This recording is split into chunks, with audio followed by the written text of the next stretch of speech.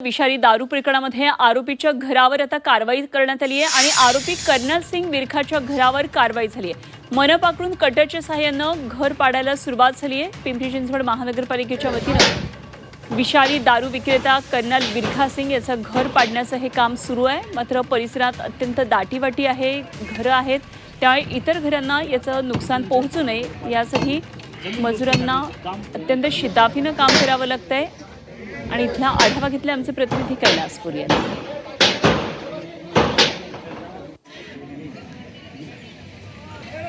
पिंपरी चिंचवडच्या फुगेवाडीमध्ये विषारी दारू विक्री करणाऱ्या कर्नल सिंग विरखा याच्या घरावर हातोडा जो आहे तो महापालिकेकडून पडत आहे। त्याचं घर जे आहे ते जमीनदोस्त करण्याची प्रक्रिया जी आहे ती सुरू आहे। मात्र हे काम करत असताना महापालिकेच्या मजुरांना मोठं आव्हान आहे।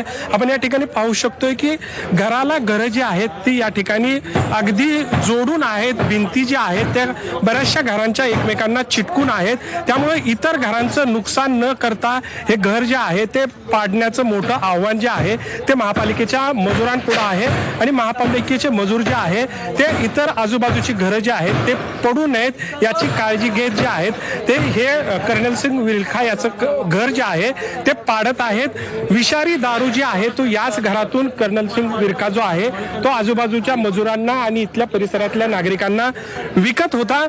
त्याच्या योगेश वानखेडे यांनी मिथेनॉल मिश्रित दारू जी आहे ते विरखा याला दिलेली होती आणि ती दारू पिऊन जवळपास 20हून अधिक मृत्यू जे आहेत ते या दारू पिल्यामुळे झालेले होते।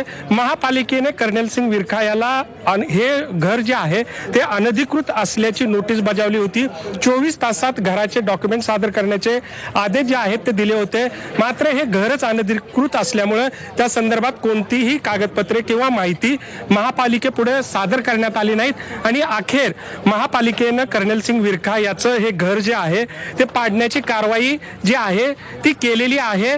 मोठा या ठिकाणी पोलीस बंदोबस्त जो आहे तो लावण्यात आलेला आहे। महापालिकेचे कर्मचारी जे आहेत ते या ठिकाणी हजर आहेत। मजूर जे आहेत ते हातोड्याच्या साह्याने कटरच्या साह्याने आजूबाजूच्या घराला नुकसान न होता हे घर जे आहे ते पाडण्याचं काम करत आहेत। कैलासपुरी, झी मीडिया, पिंपरी चिंचवड।